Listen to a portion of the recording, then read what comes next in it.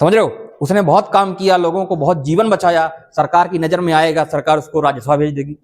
तो आपके पास काम बहुत है करने के लिए, ये मत सोचो काम नहीं है। कोई भी एक फील्ड पकड़ लो, चाहे स्वास्थ्य हो, शिक्षा हो, पर्यावरण को बचाने का काम है आजकल, कि कोई एक ठान ले कि हम पूरे एरिया में पौधा पेड़ ही पेड़ लगा देंगे, हर जगह कोई पेड़ कटने नहीं देंगे, एक अपनी टीम बनाने लगातार काम करे। समझ रहे हो? तो वो भी जा सकते हैं। आर्ट के क्षेत्र में मान लो आप बहुत बड़े, कोई भी आर्ट फॉर्म, सिंगर हो, डांसर हो, ठीक है, आप कोई जो भी आपको आता है उसमें आप अच्छा काम कर रहे हो, बहुत अच्छा काम कर रहे हो, लोगों को ट्रेंड कर रहे हो, तो आप सरकार की नजर में आ सकते हो और फिर सीधे राज्यसभा जा सकते हो। लेकिन ऐसे लोग आप ध्यान रखना कि राष्ट्रपति के चुनाव में वोट नहीं करेंगे, ठीक है, वो अलग बात है। वो वहां जाएंगे, बैठेंगे, सारी चीजें करेंगे, उनको वही पावर मिलेगी, लेकिन बस राष्ट्रपति के चुनाव में वोट नहीं करेंगे। तो ऐसे कितने लोग होते हैं राज्यसभा में? 12 लोग। और ऐसे 2 लोग पहले लोकसभा में भी हुआ करते थे, लेकिन अब नहीं। क्यों? क्योंकि आप जानते हो कि हमारे यहां एक समुदाय है जिसको बोलते हैं एंग्लो इंडियंस। एंग्लो इंडियन कौन होते हैं? एंग्लो इंडियंस बताइए। एंग्लो इंडियन समुदाय। अब हमारे यहां आप जानते हैं हम किसके गुलाम थे? अंग्रेजों के थे ना गुलाम। अब अंग्रेजों ने, बहुत सारे अंग्रेजों ने यहां आके अपनी फैमिली भी तो बसाई, शादी वादी कर लिया, उनके बच्चे बच्चे भी हो गए और आज भी यहां रह रहे हैं। तो जब वो देश छोड़ के जाने लगे तो बोले कि हम तो संख्या में कम हैं, तो हमारा रिप्रेजेंटेशन कैसे होगा पार्लियामेंट में? पार्लियामेंट में जितने लोग बैठते हैं वो कौन होते हैं? रिप्रेजेंटेटिव होते हैं ना, अपने समुदाय के, अपने क्षेत्र के। तो एंग्लो इंडियंस ने बोला, अंग्रेजों ने बोला कि अगर मैं चला जाऊंगा तो हमारे लोगों को तो शोषण हो जाएगा, हमारी बातें कौन उठाएगा पार्लियामेंट में? तो नेहरू जी ने बोला चिंता करने की बात नहीं है, घबराइए मत, जरा पेशेंस रखिए, जरा सब्र करो, है ना, हम आपके समुदाय के 2 लोगों को नॉमिनेट कर देंगे डायरेक्ट, उनको चुनाव लड़ने की जरूरत नहीं होगी, ठीक है। तो ऐसे 2 लोग सीधे एंग्लो इंडियन कम्युनिटी से, पहले तो आप समझ लो कि एंग्लो इंडियन कम्युनिटी होती क्या है। ऐसे कोई भी व्यक्ति भारत में जो अभी रह रहे हों जिनके माता या पिता में से कोई भी एक यूरोपीय मूल का, क्या समझे? इंग्लैंड का नहीं, सिर्फ पूरे यूरोप का, ठीक है। यूरोप में बहुत सारे देश हैं, सिर्फ इंग्लैंड ही नहीं है, Germany, France, Poland, Sweden, Denmark, बहुत सारे देश, ठीक है, जितने भी आप डेवलप्ड कंट्री के नाम सुनते होंगे, ज्यादातर कहाँ है? यूरोप में। तो किसी बच्चे के माता पिता में से कोई भी एक, ठीक है, उस टाइम के हिसाब से अगर यूरोपियन कम्युनिटी या यूरोपियन कंट्रीज का है तो वो बच्चा क्या कहलाएगा? एंग्लो इंडियंस, ठीक है। अंग्रेजों को, अंग्रेजी सरकार ने टारगेट, बहुत सारे अंग्रेजों को यहां से ला के बसाती थी इंडिया में और कहती थी जाओ भारतीय लड़कियों से शादी करो, ठीक है। बहुत सारे अंग्रेज उस टाइम पे आते थे और यहीं अपनी शादी करके यहीं फैमिली सेटल करते थे। क्यों? क्योंकि उनको लगता था कि हमारे लोग वहां जब बसेंगे तो हमारी जड़ें मजबूत होंगी, समझ रहे हो। तो बहुत सारे अंग्रेज यहां आए, शादी वादी किए और यहीं रह गए, ठीक है। और फिर बहुत सारी लड़कियां भी जो इंग्लैंड से हैं और यहीं भारतीय पुरुष में शादी कर ली, कुछ भारतीय पुरुष भी पसंद आ गए आप लोग, उन लोगों को, है ना। तो जो वो फैमिली है कि कोई भी एक यूरोपियन मूल का होगा तो क्या कहलाए? Anglo Indian. तो उनके 2 मेंबर सीधे लोकसभा में नॉमिनेट होते थे, लेकिन अभी इस सरकार ने इसको खत्म कर दिया, बोला कि नहीं करेंगे, इस प्रोविजन को हम हटा देते हैं। क्यों? क्योंकि इन्होंने कहा कि इनकी संख्या ही बहुत कम है, ठीक है, 2-3 लाख लोग हैं ही ये, और 2-3 लाख 4 लाख लोग हैं, मान लेते हैं 10 लाख लोग हैं, तो बोलते हैं कि हमारे यहां जो रिप्रेजेंटेशन होता है, कितनी लाख आबादी पे एक सीट मिलती है? 20 लाख। 20 लाख पे एक मिलती है, इनको हम 4-5 लाख में 2 दे देंगे, हटाओ, नहीं देंगे, खत्म कर देंगे, ठीक है। तो इसीलिए अब वो 2 लोग, उनका नॉमिनेशन नहीं होगा। तो अब कितने लोग बचे हैं जो राष्ट्रपति के चुनाव में वोट नहीं करते? संसद से 12, ठीक है। ऐसे ही राज्य विधानसभाओं में भी कुछ लोगों का नॉमिनेशन होता है, ठीक है। आप जानते हो कि कुछ राज्यों में विधानसभा भी है, विधान परिषद भी है, जानते हो ना। जैसे उत्तर प्रदेश में 2 पद आपने नाम सुना होगा, एक एमएलए का, एक एमएलसी का, नाम सुना है? एमएलसी साहब आ रहे हैं, एमएलसी मीन्स व्हाट? एक तो होता है MLA, एक होता है MLC। सुना है कि नहीं सुना है? नहीं सुना है तो सुनो, नहीं सुना है तो। अब देखो, इंडिया में 6 ही राज्य ऐसे हैं जिनके पास क्या है, विधानसभा, विधान परिषद, 2 चैम्बर हैं। जैसे आप जानते हो संसद में 2 चैम्बर है ना, लोकसभा और राज्यसभा, ऐसे ही उत्तर प्रदेश की विधान मंडल में 2 चैम्बर हैं जिसको बोलते हैं विधानसभा और विधान परिषद। ठीक है, विधान परिषद उच्च सदन है, वहां का चुनाव भी इनडायरेक्ट होता है जैसे राज्यसभा का होता है। ठीक है, तो वो लोग वोट नहीं करेंगे। क्यों? क्योंकि अभी आपने लिखा कि विधानसभाओं के निर्वाचित प्रतिनिधि, और आप जानते हो कि वो निर्वाचित नहीं होते। ठीक है, वो इनडायरेक्टली चुने जाते हैं। बात समझ आ रही है? तो ऐसे 6 राज्य कौन कौन से हैं जिनके पास MLA और MLC दोनों का प्रोविजन है? एक तो उत्तर प्रदेश है, एक आपका बगल में बिहार है, ठीक है, एक महाराष्ट्र है, एक झारखंड, महाराष्ट्र के बाद कर्नाटका है, आंध्रा है, तेलंगाना है। समझ गए? आंध्रा, लिख लो अगर नहीं समझ में आ रहा था। आंध्रा, तेलंगाना, महाराष्ट्र, कर्नाटका, यूपी, बिहार, ये 6 राज्य ऐसे हैं जिनके पास विधानसभा और विधान परिषद दोनों है। कॉन्सेप्ट क्लियर हो रहा है कि नहीं? दिमाग में कुछ बातें घुस रही हैं कि नहीं? बोलो, कुछ हाँ हूं करो तो मुझे लगे कि हाँ आप लोग सुन रहे हो। तो आपने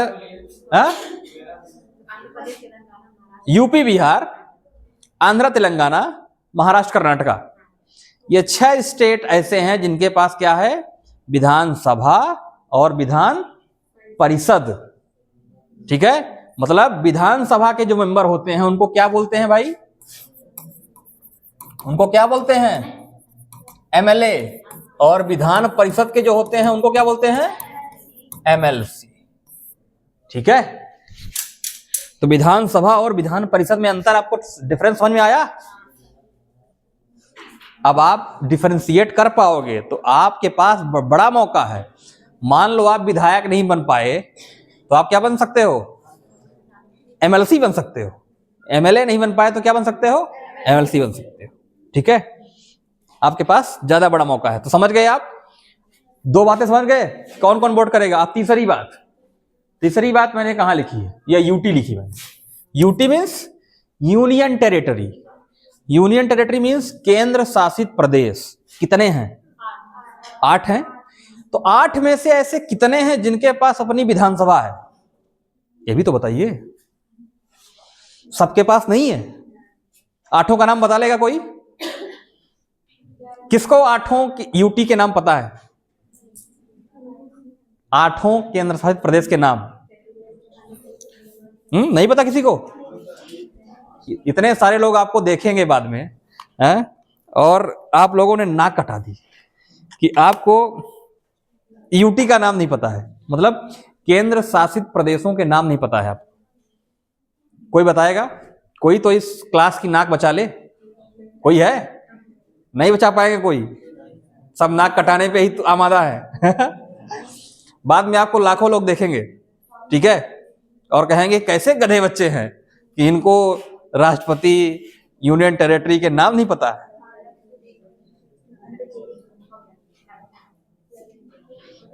मौका दे रहा हूं मैं अभी भी, एक लास्ट चांस। आप बताओगे? हाँ बताओ। गलती से हाथ ऊपर हो गया था क्या? कोई बात नहीं, चलो, कई बार हो जाता है। हाँ बताओ। हाँ पहले आप बताओ आप। दिल्ली, हाँ, जम्मू कश्मीर, चंडीगढ़ और नगर हवेली, लक्षद्वीप, पुडुचेरी और हो गया। लद्दाख का बताया है? लद्दाख, तो ठीक है 8 हैं। अब 8 में से ऐसे कितने हैं जिनके पास विधानसभा है? सबके पास तो नहीं है ना विधानसभा। यूनियन टेरिटरी का मतलब ये होता है ना कि जहां केंद्र का शासन चलेगा, यूनियन का, केंद्र का। ठीक है, लेकिन कुछ ऐसी यूटी हैं जहां अपनी विधानसभा भी है, जहां मुख्यमंत्री भी चुना जाता है।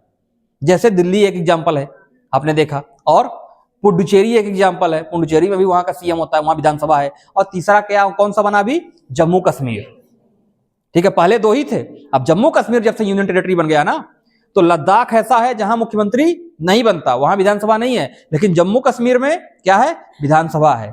तो अब यहां भी लोग चुने जाएंगे ना, 3 हैं, कौन कौन से, JNK, दिल्ली एंड पुदुचेरी,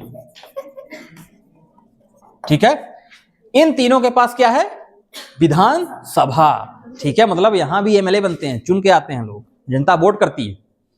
तो इनके भी जो चुने हुए मेंबर होंगे वो भी वोट करेंगे किसको, राष्ट्रपति को, चुनाव में। मामला क्लियर हुआ।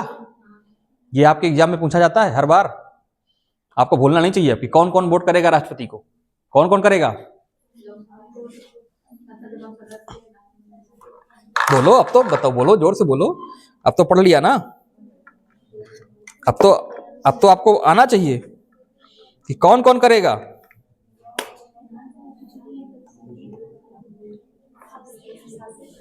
लिख लिया ना सब कॉपी पे। देखो आप लोग बोला करो, ठीक है, बिना बोले फिर आगे गाड़ी नहीं चल पाएगी। कुछ तो रिस्पॉन्स करो, हूं हाँ करो, है ना। भजन में बीच में आपको करना पड़ता है ना राधे राधे ऐसे, तो जब मैं पूछूं तो आपको बोलना पड़ेगा, तो हमको समझ में आएगा कि हाँ आपको समझ में आ रहा है, ठीक है। ओके, इतना आपने देख लिया। अब आप एक कुछ लाइन लिखिए, राष्ट्रपति के चुनाव से संबंधित कुछ fact, some important facts related to president.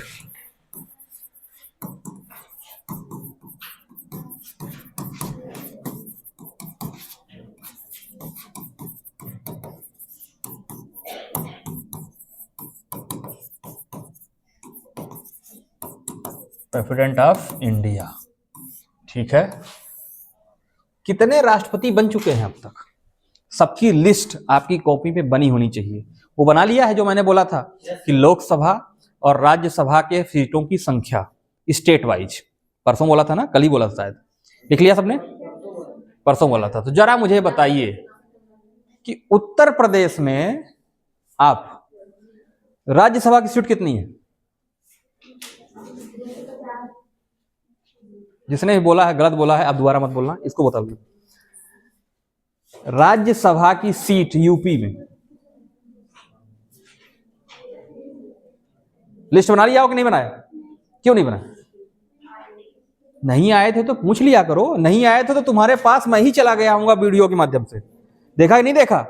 कल ही मैंने कम से कम 4 5 6 वीडियो देखा कि नहीं देखा, नहीं देखा, क्यों नहीं देखा, ये भी मेरी गलती है कि जो बच्चा क्लास में नहीं आ पा रहा है, सोचो मैं उसके घर पहुंच जा रहा हूं, तुम्हारे फोन में पहुंच जा रहा हूं कि तुम देखोगे कैसे, नहीं तुम पढ़ोगे कैसे, नहीं तुम बच के दिखाओ, और तब भी तुम फोन बंद कर लो कि नहीं नहीं मैं खोलूंगा ही नहीं, कहीं ये व्यक्ति दिख न जाए मुझे। क्यों नहीं देखा, ऐसी सुविधा आपको और कहीं मिल रही है तो फिर आप सुविधा का फायदा क्यों नहीं उठा रहे हो, लाभ क्यों नहीं उठा रहे हो, है? आज जाके सारा कुछ देख लेना और सारी लिस्ट बना लेना, ठीक है। किसने किसने वो सारे कंटेंट देख लिया सारा, तुरंत ही जैसे ही मैं अपलोड करता हूं भेजता हूं, ताजा ताजा ही आप लोग देख लेते हो तुरंत, बस 2 लोग, बाकी जनता क्या कर रही है? बाकी जनता सिर्फ जनगणना के लिए है क्या? ऐसा मत हो, ठीक है, आप ही के लिए है ना सारी चीजें वो, तो आप देखा करो। बना लिया है लिस्ट, इधर कितने लोगों ने बनाया?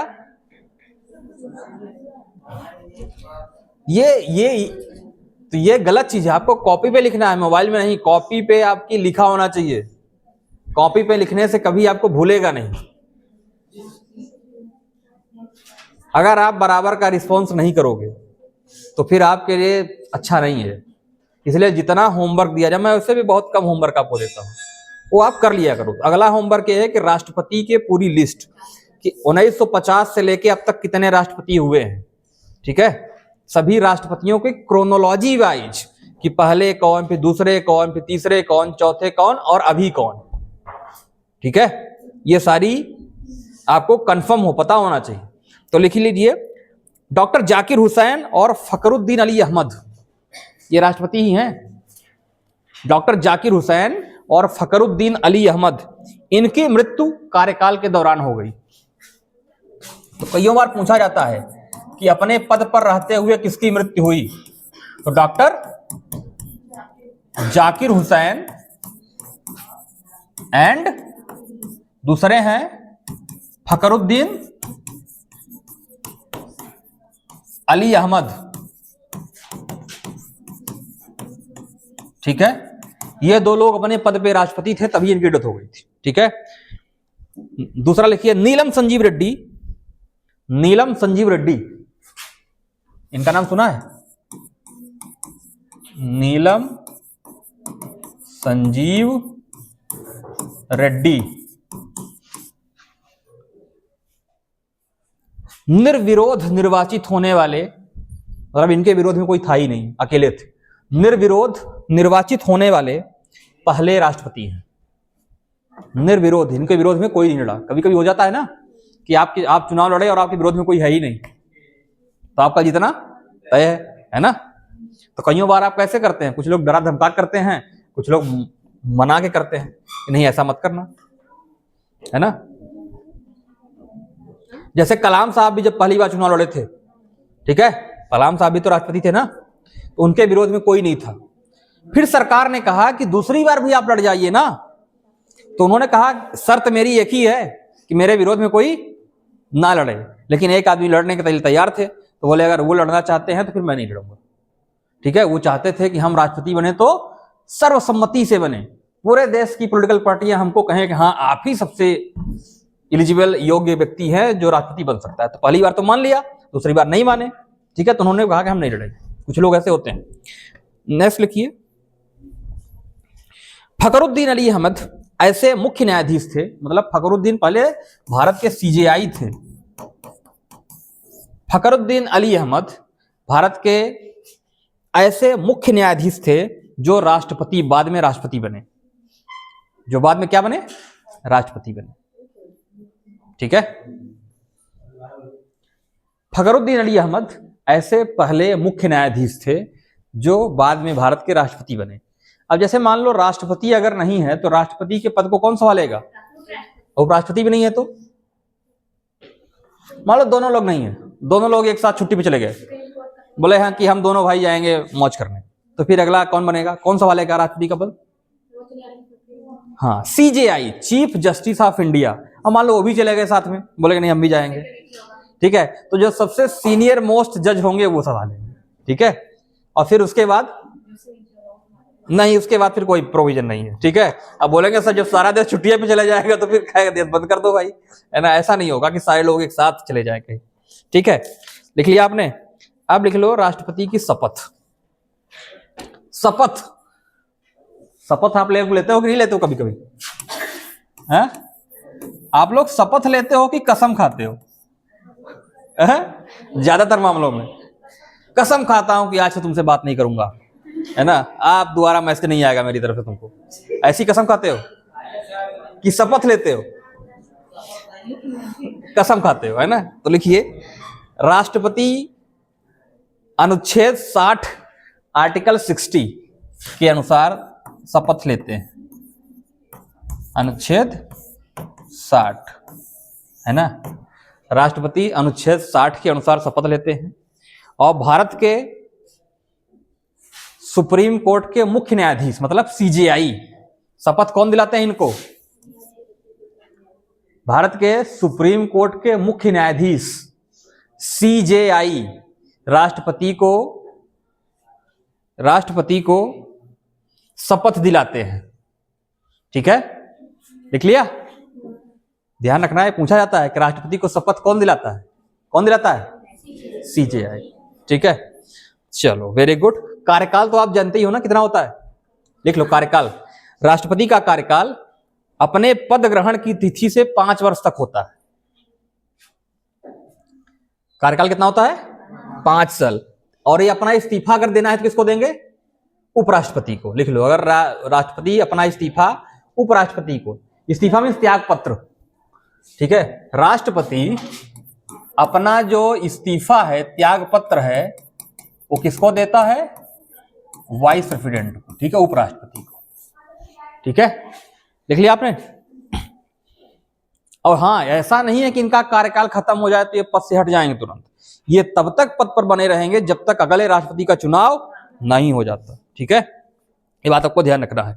और ऐसे ही उपराष्ट्रपति को जो अपना त्याग पत्र देना होता है ना, तो वो सीधे राष्ट्रपति को देता है। ठीक है, तो चलो आज के लिए इतना बहुत है। हाँ, एक बात और लिख लो कि राष्ट्रपति का पुनर्निर्वाचन भी हो सकता है, मतलब कईयों बार राष्ट्रपति बन सकते हैं। ठीक है, राष्ट्रपति का पुनर्निर्वाचन भी हो सकता है। ये इंडिया में ही है, अमेरिका में ऐसा नहीं है। अमेरिका में एक साथ कोई व्यक्ति 2 बार से ज्यादा राष्ट्रपति नहीं बन सकता। इसीलिए अभी ट्रंप कह रहे हैं कि हम बदल देंगे।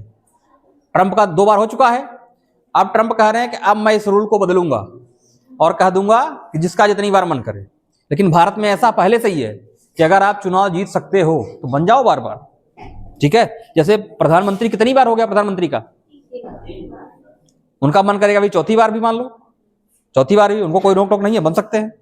5वीं बार भी, 6ठी बार भी, है ना। जितनी बार आप चुनाव जीत सको आप बन जाओ। ठीक है, चलो